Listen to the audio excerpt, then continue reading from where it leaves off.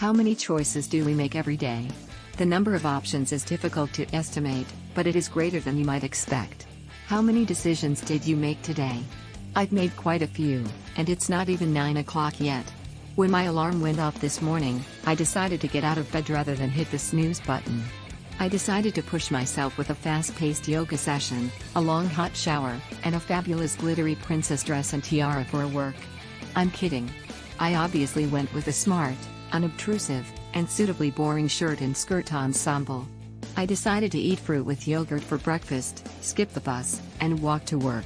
Instead of listening to BBC Radio 4 News and another dreary half-hour or so of Brexit updates, I chose to listen to some upbeat pop classics on my way.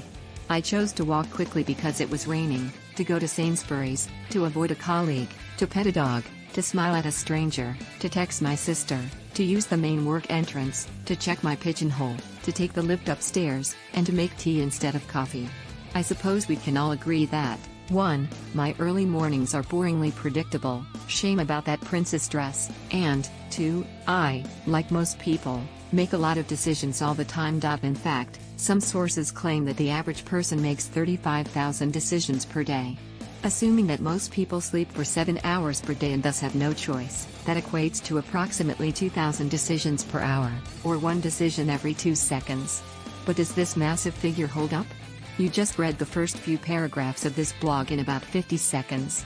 In theory, you should have made 25 decisions since deciding to try out this post. In reality, that figure appears counterintuitive, if not absurd. You're unlikely to recall making any decisions in this short period of time. But didn't you decide whether or not to?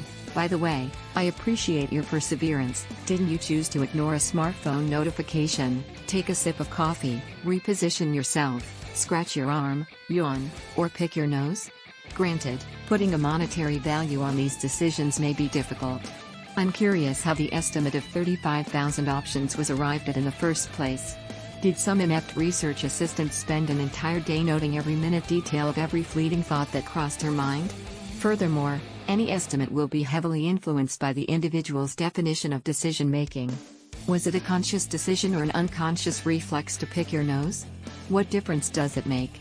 Finally, not all decisions are consequential in the grand scheme of things. What difference does it make if you choose not to? What difference does it make? Finally, not all decisions are consequential in the grand scheme of things. What difference does it make if you choose not to respond immediately to the ping of a new online message?